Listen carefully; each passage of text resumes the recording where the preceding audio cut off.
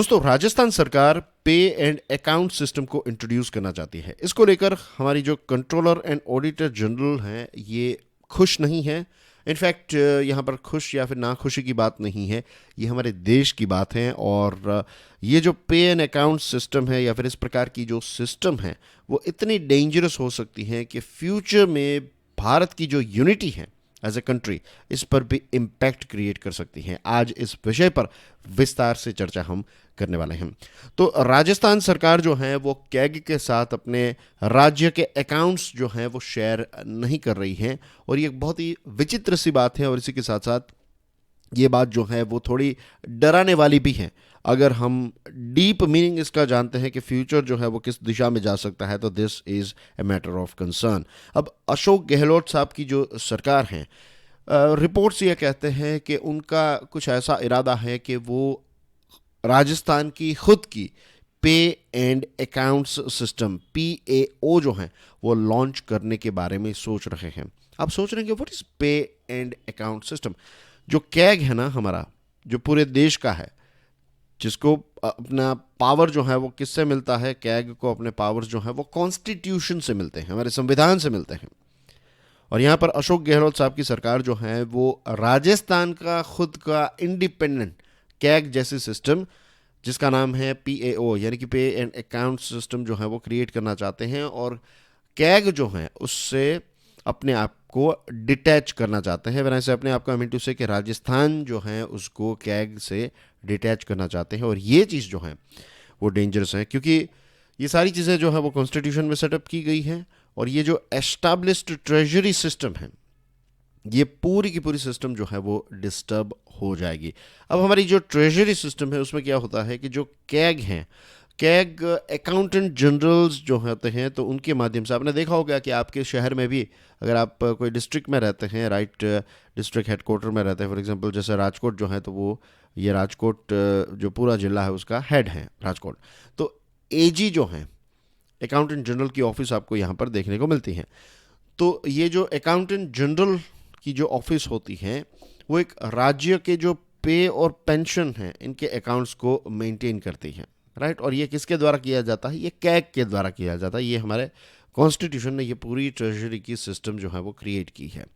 अब अगर आप अलग से इसको बनाएंगे तो पूरी चेन डिस्टर्ब हो जाएगी, और हमारे देश का जो आर्टिकल 150 है उसका भी यहाँ पर वायोलेशन हो जाएगा।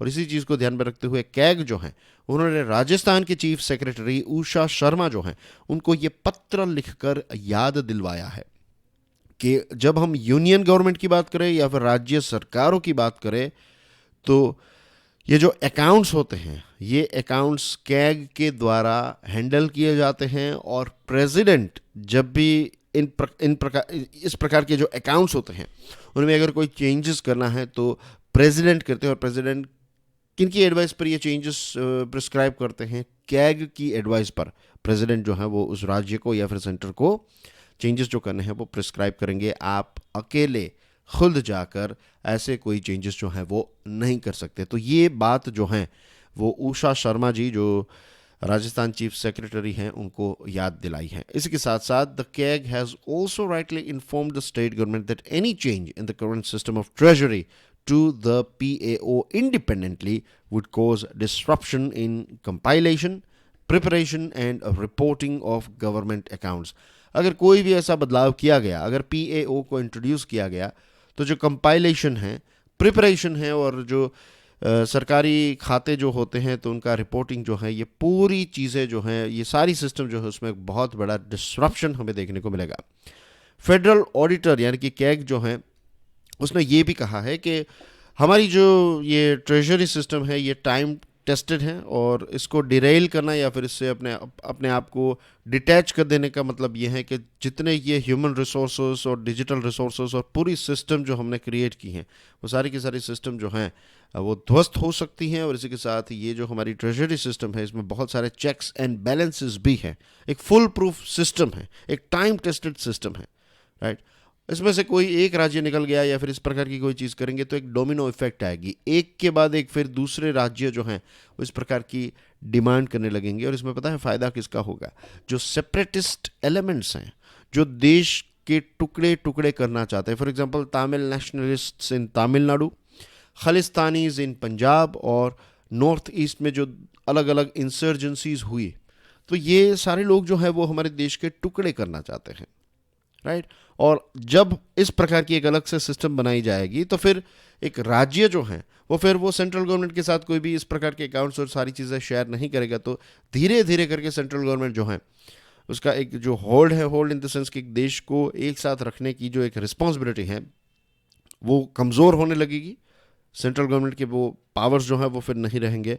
और फिर ये आज नहीं लेकिन फ्यूचर की बात है, सेपरेटिस्ट एलिमेंट्स जो हैं वो फिर ये डिमांड करेंगे कि अगर हमारे अकाउंट्स ही अलग हैं तो फिर हम अलग ही क्यों ना हो जाए. You know what I mean.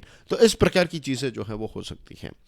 तो जो पॉलिटिकल क्लास हैं, राइट, उनकी एक बहुत बड़ी रिस्पॉन्सिबिलिटी होती है. ऑफ कोर्स वो पॉलिटिक्स की बात करें, मीन्स जब पॉलिटिकल एक दूसरे पर बातचीत या फिर टिप्पणी की बात है तो दैट्स अ डिफरेंट थिंग कि वो किसी भी हद तक जाते हैं. वैसा नहीं जाना चाहिए, लेकिन that's there call.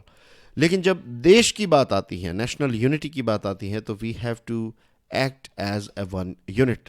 And I am sure ये जो चीफ मिनिस्टर गहलोत साहब हैं वो एक बहुत ही सीजनड पॉलिटिशियन है. आई एम श्योर वो कुछ अच्छा डिसीजन लेंगे, वो इस चीज़ की गहराई को समझेंगे कि कॉन्स्टिट्यूशनल जो कंप्लाइंट प्रोसेस होती हैं उनके साथ छेड़खानी करना जो है ये पूरे देश के लिए एक बहुत ही डेंजरस चीज़ जो है वो हो सकती है, राइट. और जो भी एस्टेब्लिश्ड कॉन्स्टिट्यूशनल नॉर्म्स और कन्वेंशन होते हैं तो इनके साथ किसी भी प्रकार के बदलाव जो है बिना सोचे समझे किए गए तो फिर इसके जो परिणाम हैं वो बहुत ही डीप और फार रीचिंग जो रेमिफिकेशंस हम कहते हैं ना वो हो सकता है.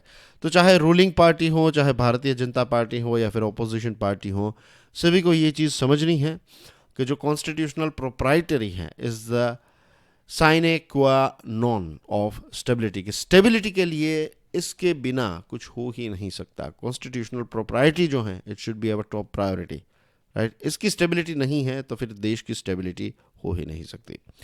तो सोचिएगा इसके बारे में. And that's basically everything in today's discussion. Thank you very much for watching this video. God bless you all. जय हिंद.